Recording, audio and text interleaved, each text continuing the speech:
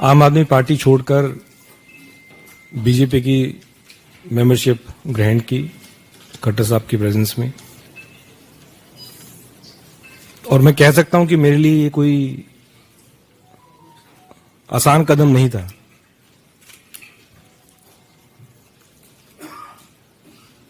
अन्ना जी के दिन से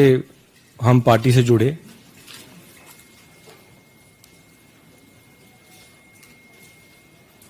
और लगातार दिल्ली वासियों के लिए काम करते आए, एज ए एमएलए भी और एज ए मिनिस्टर भी।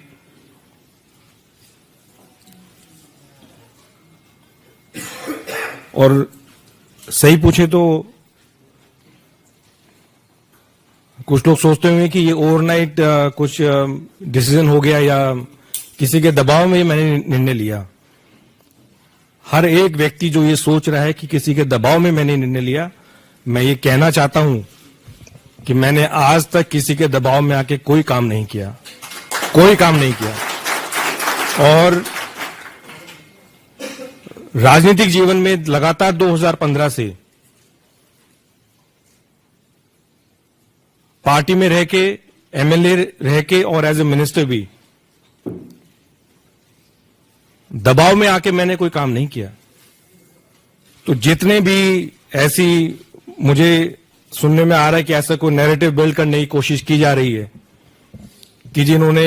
ईडी के दबाव में कर दिया, सीबीआई के दबाव में कर दिया, तो ये सारी मेरे ख्याल से गलतफहमी है। इस प्रकार का नैरेटिव बिल्ड किया जा रहा है और ये कोई एक दिन का निर्णय नहीं है। मैं तो पेशे से वकील हूं, वकालत छोड़ के हम आम आदमी पार्टी से जुड़े अन्ना जी के टाइम से, और मेरे ख्याल से केवल मैं नहीं था, हजारों लाखों कार्यकर्ता लोगों ने अपनी नौकरी छोड़ी, अपना काम छोड़ा और एक विचारधारा से जुड़े,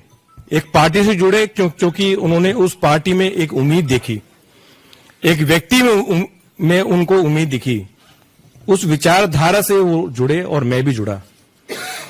और लगातार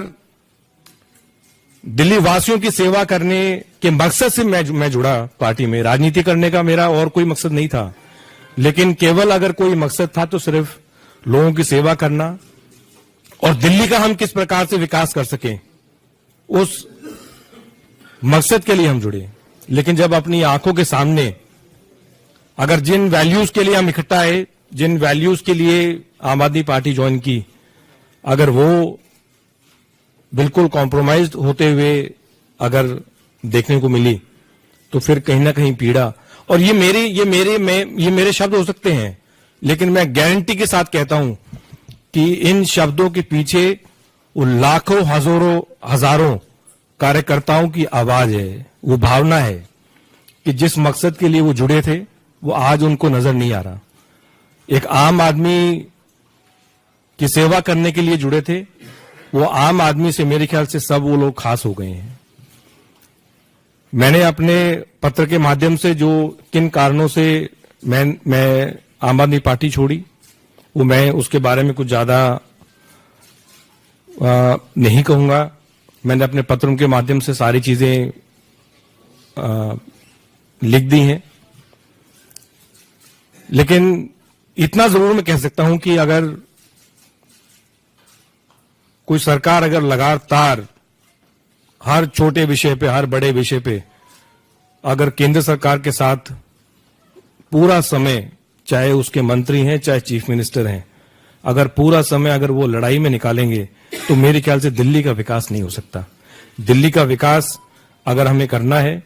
तो अपने अच्छे संबंध बना के रखने जरूरी हैं। मेरा जितना समय एज ए मिनिस्टर निकला, जितने भी विभाग रहे, मुख्य रूप से आज भी मुझे एज ए ट्रांसपोर्ट मिनिस्टर ही जाना जाता है, और जितना भी मुझे मौका मिला मैंने पूरी कोशिश की कि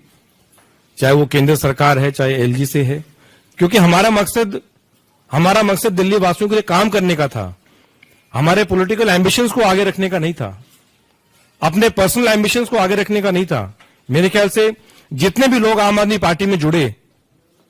उनका मकसद अपना कि किसी चीज की वजह से अब मैं जो चाहता हूं वो ऊपर हो, वो मकसद नहीं था। लोगों का काम करने का मकसद केवल था। और मुझे पूरा यकीन है कि अगर दिल्ली का विकास अगर वाकई में हो सकता है तो फिर वो केंद्र में जो बीजेपी की सरकार है उसके साथ कंधे से कंधा मिला के एक मजबूती के साथ आगे बढ़ के उसका विकास हो सकता है। और यही कारण रहे कि मैं बीजेपी के परिवार से जुड़ा हूं आज। हमारे आदरणीय और सबसे लोकप्रिय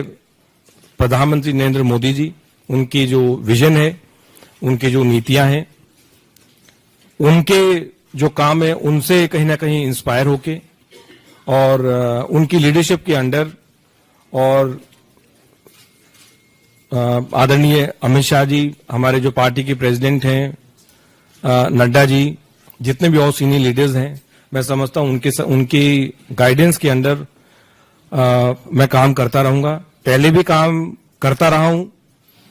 और एक चीज की गारंटी देता हूं कि जो भी मुझे रिस्पांसिबिलिटी दी जाएगी उसको मैं पूरी ईमानदारी के साथ निभाऊंगा। और मेरा मकसद, मैं फिर रिपीट कर रहा हूं, मेरा मकसद केवल